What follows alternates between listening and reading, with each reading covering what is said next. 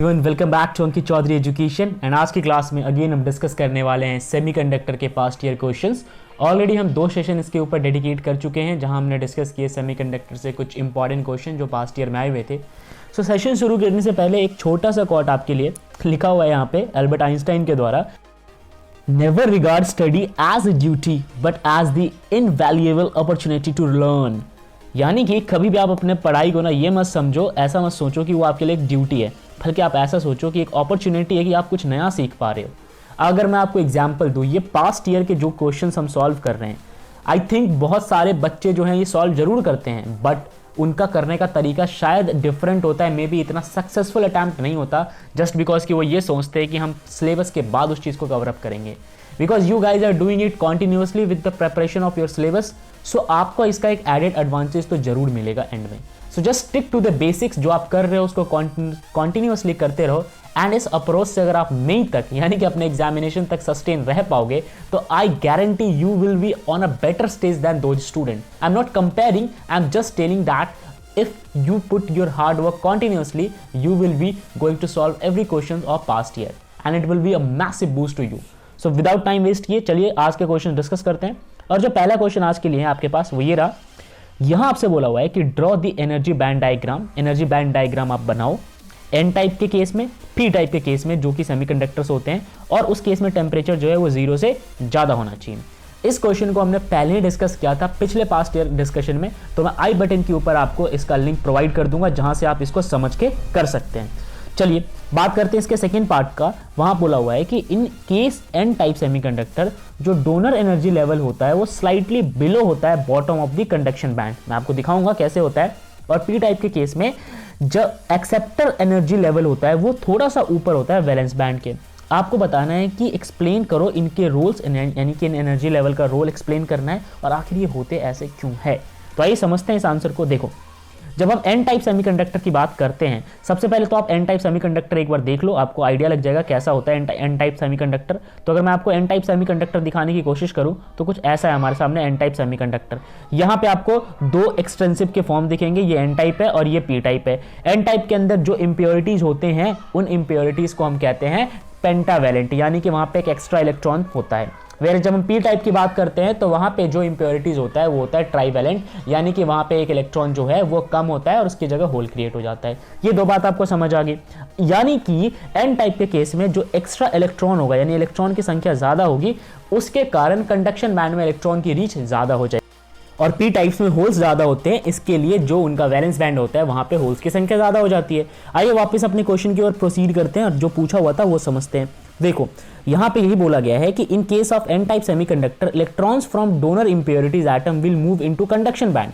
जो donor impurities atom है, जो भी आपने इंप्योरिटीज ऐड किया है वो तो डोनर कहलाएगा, और उसके जितने भी इलेक्ट्रॉन्स है वो कहां जंप कर जाते हैं, कंडक्शन बैंड में, with very small supply of energy. यानी कि आपको कुछ एनर्जी सप्लाई नहीं करनी, ऑलरेडी वो इलेक्ट्रॉन्स फ्री है। पेंटावैलेंट का 5वां इलेक्ट्रॉन तो वैसे ही फ्री है, 4 इलेक्ट्रॉन बॉन्ड बना के बैठा है, 5वां फ्री है, वो चला गया कंडक्शन बैंड में।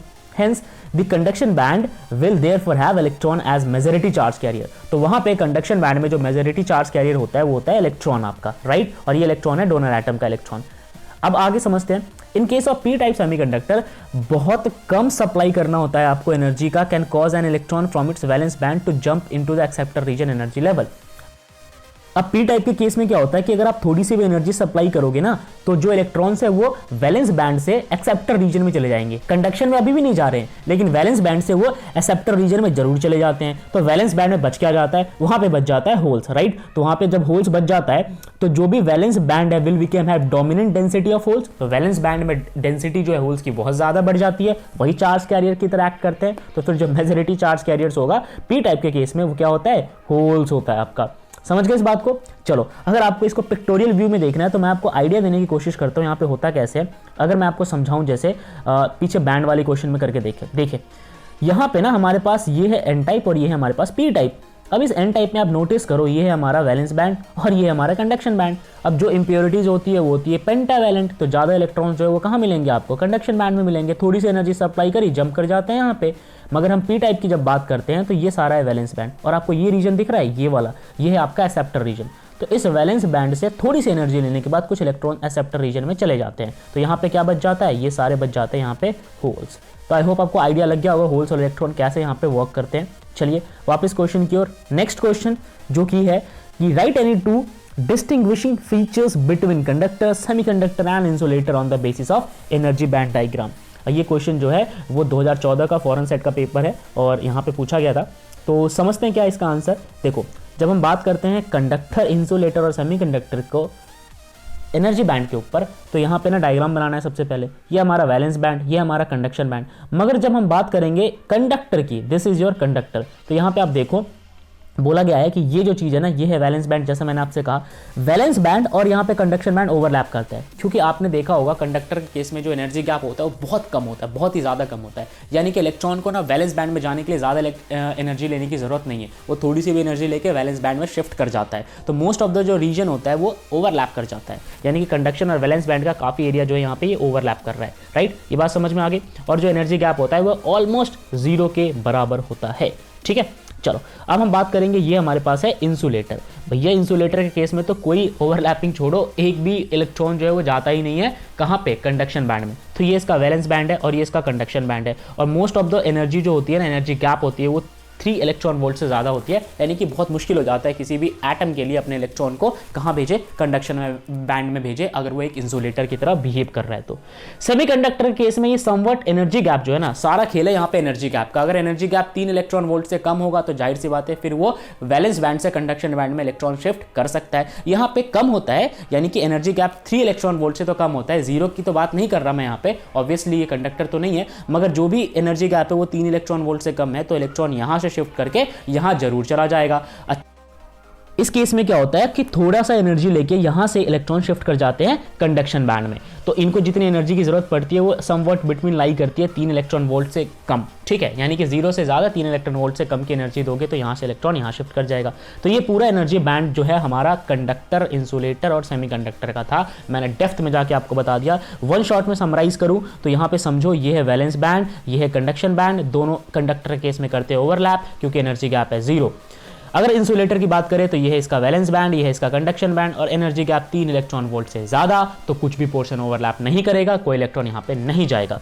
और in case of semiconductor energy gap जो होता है वो somewhat between 0 to 3 electron volt lie करता है, तो बहुत सारा जो इलेक्ट्रॉन है ना वो एनर्जी लेके यहाँ की ओर चला जाता है, यानी कि वैलेंस बैंड से कंडक्शन बैंड में चला जाता है। तो ये हमारा फुल डिटेल डिस्कशन था। अब अगर मैं इनके कुछ फीचर्स की बात कर लूँ, जैसे कि इन conductor the valence band and conduction band tends to overlap, while in insulator they are separated by large energy gap, जैसा मैंने आपसे बताया। और सेमीकंडक्टर के केस में they are separated by small energy gap, तो एनर्जी गैप होता है बट बहुत कम होता है। और आगे पढ़ते हैं, the conduction band of a conductor has large number of electrons available for electrical conduction. तो कंडक्शन बैंड में, कंडक्टर के केस में तो जाहिर सी बात है इलेक्ट्रॉन मौजूद होगा तभी कंडक्शन पॉसिबल है वहाँ पे।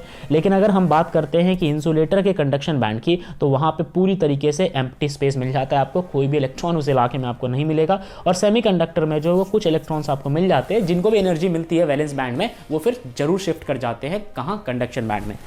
और कुछ डिफरेंसेस समझते हैं इंसुलेटर, कंडक्टर और सेमीकंडक्टर में। जो मटेरियल होता है इंसुलेटर का, उनके नेचर ऐसे हो जाते हैं कि उनके वैलेंस बैंड और कंडक्शन बैंड में गैप जो होता है वो ज़्यादा हो जाता है, यानी कि एनर्जी डिफरेंस जो है वो ज़्यादा हो जाता है। कंडक्टर की बात करते हैं, कोई एनर्जी डिफरेंस नहीं होता वैलेंस बैंड और कंडक्शन बैंड में, इनफैक्ट वो ओवरलैप कर जाते हैं, ये चीज़ हमने समझ लिया था। सेमीकंडक्टर के केस में एनर्जी गैप इन बिटवीन लाई करता है, तो वहाँ पे चांसेस फिर भी रहते हैं इलेक्ट्रॉन्स के कंडक्शन बैंड में जाने के। अब बात करते हैं forbidden gap is very large between valence and conduction band. जो फॉरबिडन गैप होता है, आप सभी कमेंट बॉक्स में आंसर करोगे व्हाट इज फॉरबिडन गैप, ठीक है। वो बहुत ज्यादा होता है इंसुलेटर के केस में। क्यों ज्यादा होता है? Due to which it will not conduct electricity. अच्छा, क्यों ज्यादा होता है इसका आंसर तो आपको करना है, लेकिन अगर ये ज्यादा होता है तो कारण यही है कि इलेक्ट्रिसिटी वो कंडक्ट नहीं कर पाता, जाहिर सी बात है इलेक्ट्रॉन नहीं पहुंच पाते वहां पे। इस केस में कोई फॉरबिडन गैप होता ही नहीं है, और इस केस में जो फॉरबिडन गैप होता है वो बहुत ही ज़्यादा कम होता है। अगर हम बात करें और डिफरेंसेस की, तो जो कंडक्शन बैंड होता है वो खाली होता है, इस केस में खाली नहीं होता कंडक्टर के केस में, और यहाँ पे कुछ कुछ इलेक्ट्रॉन जरूर मौजूद होते हैं। ये डायग्राम हमने डेप्थ में वहाँ पे स्टडी कर लिया था। चलिए समझते हैं नेक्स्ट क्वेश्चन। यहाँ बोला गया है कि एनर्जी बैंड डायग्राम से आप प्योर सेमीकंडक्टर और इंसुलेटर को एक्सप्लेन कीजिए। ये चीज़ हमने पहले ही समझ लिया। प्योर सेमीकंडक्टर की बात की जाए तो वो होता है हमारा इंट्रिंसिक सेमीकंडक्टर, राइट। और इंसुलेटर की बात की जाए तो एक ऐसा मटेरियल जो कि कंडक्शन अलाउ नहीं करता, तो इनके एनर्जी बैंड डायग्राम जो है, अगर आप प्योर सेमीकंडक्टर की बात करेंगे तो ये होगा, और अगर आप इंसुलेटर की बात करेंगे तो आपके पास इंसुलेटर के केस में ये वाला आंसर निकल के आता है। ठीक है, चलो ये सारी चीज़ें समझ आ गई आपको। अब हम बात करते हैं इसके नेक्स्ट पार्ट की। यहाँ पे बोला हुआ है कि how does energy band for pure semiconductor get affected when this semiconductor is doped with acceptor impurities donor impurities. यानी कि एक प्योर सेमीकंडक्टर है, अगर आप उसको डोप कर देते हो तो किस तरीके का इफेक्ट जो है वो समझ आता है आपको, अगर एक्सेप्टर इंप्योरिटी से डोप करते हो और डोनर इंप्योरिटी से। अब समझो डोनर इंप्योरिटीज क्या होता है और एक्सेप्टर इंप्योरिटीज क्या होता है, उसके बाद इस क्वेश्चन को हम और अच्छे से समझेंगे। अब यहाँ पे आप डायग्राम देखना, मैं आपको दिखाता हूँ, आई होप आपको ये चीज़ दिख जाए। राइट, ये देखो, ये हमारे पास एक एक्सट्रिंसिक सेमीकंडक्टर है। कब बनता है? जब आप एक प्योर सेमीकंडक्टर को डोप करते हो, राइट। यहाँ पे जो डोप किया गया है वो किया गया है पेंटावैलेंट से। पेंटावैलेंट से डोप करने के बाद जो इंप्योरिटीज़ में चार्ज कैरियर्स निकल के आते हैं वो होते हैं डोनर। तो यहाँ पे जो ये इंप्योरिटीज़ है वो डोनर नेचर का है, यानी कि इलेक्ट्रॉन जो है वो डोनेट कर रहा है प्राइमरली, और यहाँ पे जो है वो एक्सेप्टर है। अब होल्स जो है वो क्या एक्सेप्ट करेंगे? इलेक्ट्रॉन से एक्सेप्ट करेंगे। तो ये बात समझ आ गई कि जब एन टाइप का बनता है तो वो बनता है डोनर वाला, और पी टाइप का बनता है तो वो बनता है एक्सेप्टर वाला। ठीक है, चलो आगे बढ़ते हैं और इस क्वेश्चन को और डिटेल में डिस्कस करते हैं। तो अपने क्वेश्चन पे जंप करते हैं। यस, ये रहा हमारा क्वेश्चन। अब इसका आंसर आपको आइडिया लग गया होगा, तो इसके आंसर को भी समझ ले कि when the semiconductor is doped with an acceptor impurities there is an additional energy level. तो जब आप एक एक्सेप्टर इंप्योरिटीज से डोप करते हो तो एक एक्स्ट्रा एनर्जी लेवल आ जाता है। आपने देखा है ना, वैलेंस बैंड जो होता है उसके पास एक और एनर्जी लेवल आ जाता है, जिसे हम कहते हैं एक्सेप्टर एनर्जी लेवल। ठीक है, तो जो इलेक्ट्रॉन होते हैं वैलेंस बैंड से वो इजीली जंप कर जाते हैं एक्सेप्टर वाले रीजन में, और यहाँ पे इस वाले वैलेंस बैंड के रीजन में वो होल्स को छोड़ जाते हैं। So holes become the majority charge carrier. इस केस में होल्स जो है वो मेजॉरिटी चार्ज कैरियर बन जाते हैं। अब हम थर्ड क्वेश्चन पे आते हैं। यहाँ बोला हुआ है कि hence discuss why the holes and the electrons respectively became the majority charge carrier in these two cases. तो इन दोनों केसेस में फिर होल्स और इलेक्ट्रॉन्स दोनों ही मेजॉरिटी चार्ज कैरियर कैसे बनते हैं? देखो, जो डोनर इंप्योरिटीज है ना, वो क्या रिजल्ट लेके आता है? वो रिजल्ट लेके आता है एक एडिशनल एनर्जी लेवल जो कि थोड़ा सा ही नीचे होता है किसके? कंडक्शन बैंड के। अब आप देखो ना, यहाँ पे है कंडक्शन बैंड, ठीक है। इस कंडक्शन बैंड के थोड़ा सा ही नीचे क्या होगा? डोनर वाला लेवल होगा, right. Electron from donor level easily jump over the conduction band. तो जो इलेक्ट्रॉन्स होते हैं डोनर लेवल से, यहाँ से कहाँ जंप कर सकते हैं? बिल्कुल कंडक्शन बैंड में जंप कर सकते हैं। थोड़ी सी एनर्जी दोगे, यहाँ से यहाँ जंप कर जाएंगे। Okay, hence electrons became the majority charge career. तो यहाँ पे इलेक्ट्रॉन्स मेजॉरिटी चार्ज कैरियर, यहाँ पे होल्स मेजॉरिटी चार्ज कैरियर। तो ओवरऑल आप देखोगे तो दोनों के दोनों जो है वो मेजॉरिटी चार्ज कैरियर का रोल प्ले कर रहे होंगे। ये क्वेश्चन जो है वो CBSE के अंदर 2016 में पूछा गया था। मार्किंग स्कीम का आंसर है ये। आई होप आपको ये बात समझ आई होगी। तो ये था आज का हमारा टॉपिक ऑफ द डिस्कशन। मैं उम्मीद करता हूँ आपको सारे क्वेश्चन डेप्थ में समझ आए होंगे। अब यहाँ पे हुआ मेरा साथ खत्म, और अब आपको आंसर करने हैं कुछ क्वेश्चन जो मैं आपके लिए लेके आया हूँ। ये देखिए, ये दो क्वेश्चन है। पहला क्वेश्चन बोला हुआ है कि draw circuit diagram of full wave rectifier PN junction diode की मदद से बनाओ, इसके वर्किंग को एक्सप्लेन करो, और साथ में आप आउटपुट वेव फॉर्म्स बनाओगे। मैंने इस क्वेश्चंस को भी डिटेल में डिस्कस किया हुआ है जनरल कंसेप्ट ऑफ फिजिक्स के प्लेलिस्ट में, जाके आप चेकआउट कर सकते हैं, वरना आप खुद से भी इसको आंसर कर सकते हैं। मुझे उम्मीद है आप सब कर लेंगे। नेक्स्ट क्वेश्चन की बात करें, आपसे बोला हुआ है कि VI कैरेक्टरिस्टिक जो है वो पीएन जंक्शन डायोड का वो ड्रॉ करो, और फिर उसके बेसिस पे कुछ क्वेश्चंस के आंसर करो। जैसे कि करंट जो है रिवर्स बायस के केस में पूरी तरीके से इंडिपेंडेंट क्यों रहता है? जो भी पोटेंशियल आप उसको अप्लाई करके देते हो, खास करके क्रिटिकल वोल्टेज वाले केस में। और why does reverse current show a sudden increase at the critical voltage? तो क्रिटिकल वोल्टेज पे रिवर्स करंट एकदम से इंक्रीज क्यों दिखाता है? इसका आंसर करना है। साथ में आपको बताना है कि name any semiconductor device which operates under the reverse bias in break down region. तो ये 2012 का क्वेश्चन है ऑल इंडिया का। तो मैं उम्मीद करता हूं कि ये क्वेश्चंस भी आप कर लेंगे। आज के डिस्कशन को यहीं पे एंड करते हैं। जय हिंद।